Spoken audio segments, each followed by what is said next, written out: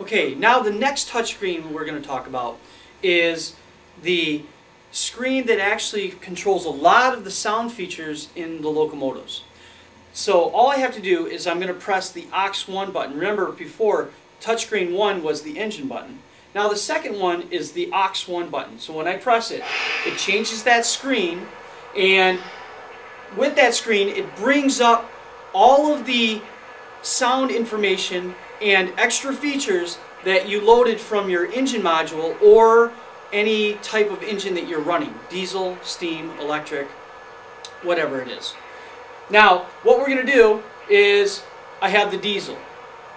On that screen I have, according onto my left hand side, top left hand corner, is volume up, and just below it is volume down. So as I press the volume up, my diesel's volume starts to increase.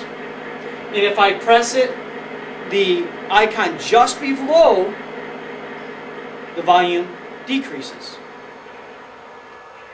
Now I'm going to bring it up slightly because I have other sounds like to demonstrate.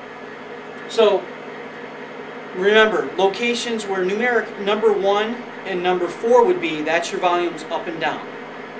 Now just below the volume up and down, the third location on the left hand side is tower comm.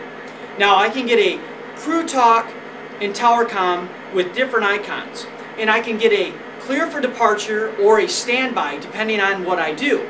If I press the AUX1 button, my crew talk and tower comm icons, they highlight, and that means that you're going to be a standby. So I have 10 seconds to press the button to generate a please stand by for departure. So if I press the AUX1, then press my tower comm. 1983, please stand by. Over. The tower says to the engine, please stand by. Over. Copy that. Standing by. And the locomotive says, 1983 out. I understand, I'll wait for clear for departure. Now the icon's not highlighted. Do not press AUX1. Just press the tower comm icon. 1983, now I get a clear you're good for to go. departure. Over. You're good to go. Crew talk. Great. Thank you, sir. 1983 here. We are cleared outbound. Out. The crew now responds, we are clear to go. I'm ready to roll out. Now, as continuing down, on my diesel locomotives, this one has a special lighting ability, which is my ground lights. And so just underneath the tower comm, I have on, and just below on is off. So basically all I have to do, while the locomotive's just stationary, you'll see the lights on, I press off, and the lights will shut off. Now all I have to do is just then press on, and the lights come on. I can also do that when the engine is running, or if the engine's not running. My choice. It's how I want to operate the engine. Now let's just go back up to the second row.